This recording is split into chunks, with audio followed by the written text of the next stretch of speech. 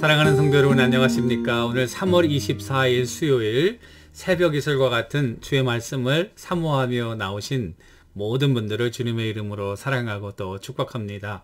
우리가 오늘 같이 상고할 말씀은 어제에 이어서 사무엘상 6장 1절로 6절까지의 말씀 제가 받들어 읽도록 하겠습니다. 사무엘상 6장 1 Samuel chapter 6 verses 1 through 6 1절부터 6절까지의 말씀입니다. 여호와의 궤가 블레셋 사람들의 지방에 있은 지 7달이라.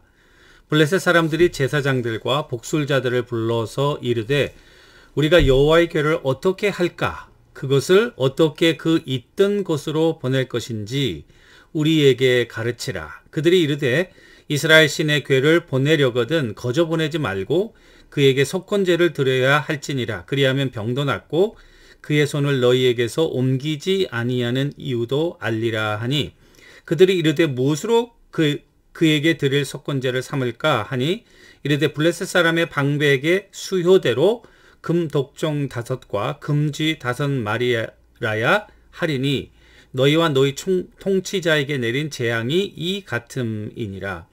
그러므로 너희는 너희의 독한 종기의 형상과 땅을 해롭게 하는 쥐의 형상을 만들어 이스라엘 신께 영광을 돌리라. 그가 혹 그의 손을 너희와 너희 신들과 너희 땅에서 가볍게 할까 하노라. 애굽인들과 바로가 그들의 마음을 완악하게 한 것 같이 어찌하여 너희가 너희 마음을 완악하게 하겠느냐.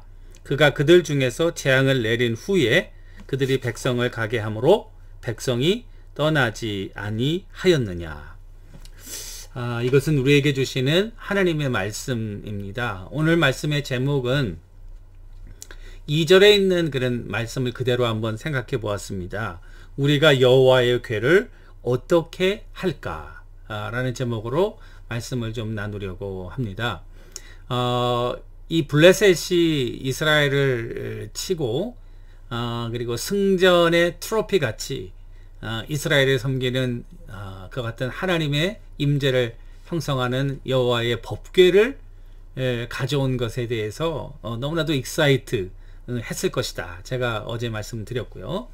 자, 그랬는데 그와 같은 하나님의 궤에서 이제 블레셋 사람들이 도저히 핸들할 수 없는 그런 놀라운 일들이 벌어지는데, 그것은 다곤신이 머리가 잘려져 있고 손목이 잘려져서 여호와 궤 앞에 엎드러져 있는, 마치 전쟁의 승자 앞에 패자들의 시체를 가져온 트로피와 같은 그런 모습을 보이고 있는 것이죠. 전쟁은 블레셋이 이겼는데요, 여호와 하나님은 왕 중의 왕, 신 중의 신이라는 사실을 드러내고 있었다. 더 한 단계 더 나아가서 그 아스돗, 또 뭐 에글론, 그와 같은 블레셋의 도시마다 이제 심한 독종으로 말미암아 사람들이 죽어가는 그런 엄청난 재앙을 불러일으켰다는 것입니다. 그렇게 하면서 그들이 이 여호와의 법궤를 이게 아무나 함부로 다룰 수 있는 그와 같은 것이 아니라는 걸 깨달은 거죠.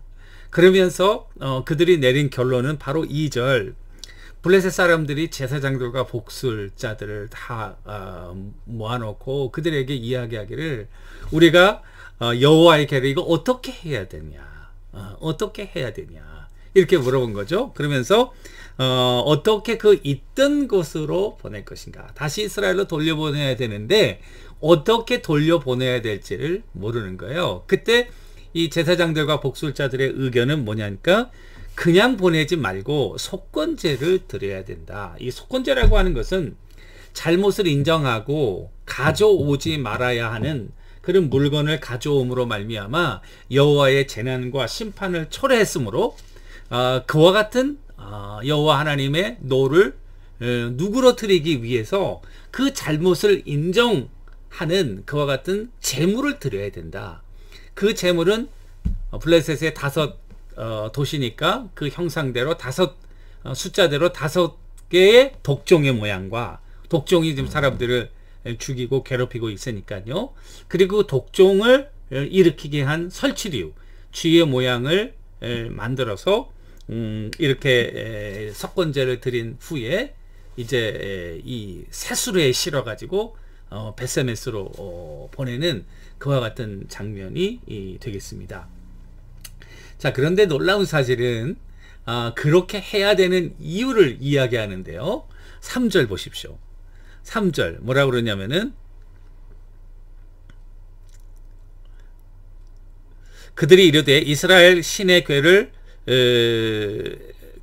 도내보려거든 거저 보내지 말고 그에게 속건제를 드려야 할지니라. 그리하면 병도 낫고 그의 손에서 너희를 옮기지 아니하는 이유도 알겠다. 그 이유를 알아야 되지 않겠냐.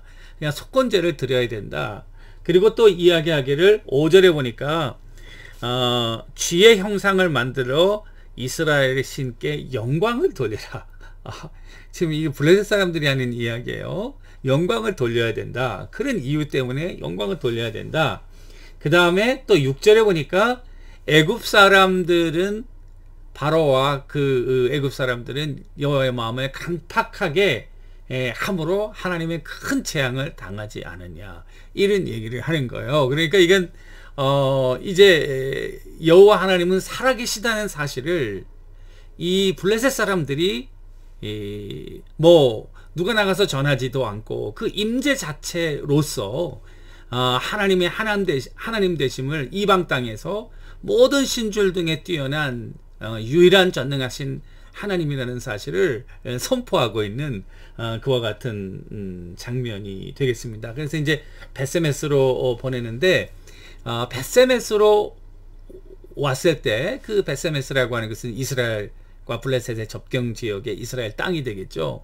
이 벳세메스 사람들이 이 법궤가 들어오는 것을 보고 참 기뻐했다. 여기까지는 좋아요. 그런데 뒤에 보시면은 또 이스라엘 사람들이 나중에 그 법궤를 열어보고 하나님의 법궤를 여러분 아무도 보지 못하거든요.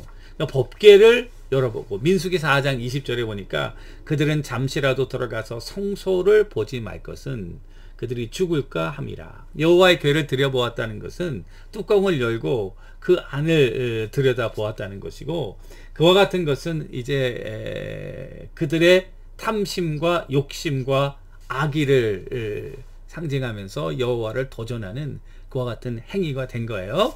그 다음에 이제 이 이스라엘의 벳세메스 사람들이 내린 결론 보십시오. 20절 벳세메스 사람들이 이르되 이 거룩하신 하나님 여호와 앞에 누가 능히 서리요. 여기까지는 좋아요.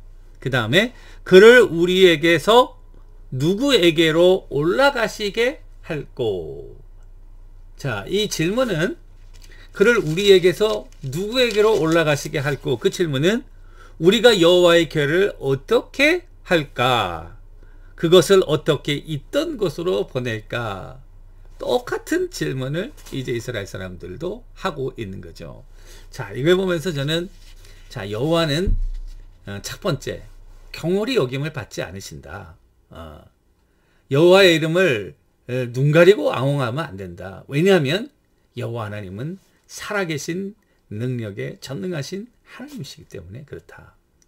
그러니까 여러분들과 내가 여호와 하나님을 무시하거나 여호와의 이름을 함부로 욕되게 하거나 그를 멸시하거나 그런 행위는 절대로 해서는 안 된다는 거. 두 번째, 살아계시기 때문에 여호와의 말씀대로 순종하고 그를 진정으로 사랑하고 따라가는 자들에게는 이 하나님의 임재는 파워이다. 그리고 축복이다. 그리고 권세이다. 그러나 하나님의 말씀대로 순종하지 아니하고 우상을 섬기며 그리고 욕심과 자기의 뜻과 정욕대로 살아가는 자들에게는 하나님의 임재는 그들에게는 커다란 저주와 심판과 그들이 감당할 수 없는 그와 같은 아주 심각한 그런 징벌을 초래하는 그와 같은 하나님이라는 사실을 우리들에게 보여주고 있는 것입니다. 여러분들과 내가 오늘 이제 하루를 또 시작하지 않습니까? 오늘 이 여호와의 궤를 어떻게 할꼬? 이 질문을 한번 생각해 봤으면 좋겠고요. 하나님의 임재는 축복 아닙니까? 하나님의 임재 앞에서 우리가 살아나거든요. 하나님의 임재 앞에서 우리가 기가 살거든요. 하나님의 임재 앞에서 우리가 정말 confident, 자신감을 가지고 자존감을 회복하고 그리고 능력 있게 살아갈 수 있는 근거가 되잖아요. 그 근거는 우리가 여호와를 사랑하고 여호와는 우리의 하나님인 것을 인정하고 그리고 그 하나님의 말씀에 순종하며 하나님의 신실한 종으로 살아간다는 전제에서 가능하다는 사실입니다. 따라서 세상 모든 사람들에게 하나님의 임재가 저주와 심판이 되지 않고 특별히 여러분들과 저의 삶에 있어서는 이 하나님의 임재가 기쁨과 감사와 영광과 권세가 되는 그와 같은 한날의 삶을 살아가시는 여러분들과 제가 되기를 주님의 이름으로 간절히 축원합니다. 감사합니다. 기도하겠습니다. 살아계신 하나님 아버지, 우리가 여호와의 궤를 어떻게 할까? 참 이것은 슬픈 질문이 아닐 수 없습니다.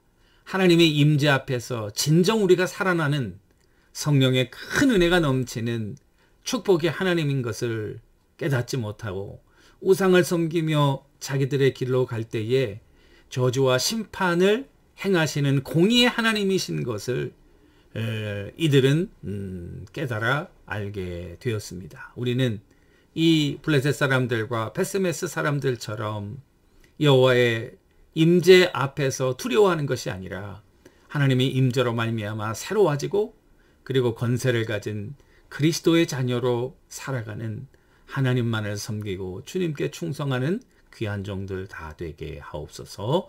예수님의 이름으로 간절히 기도 올리옵나이다. 아멘. 여러분 오늘도 주님의 임재 앞에 살아가시는 여러분들과 제가 되기를 주님의 이름으로 간절히 축원합니다. 감사합니다.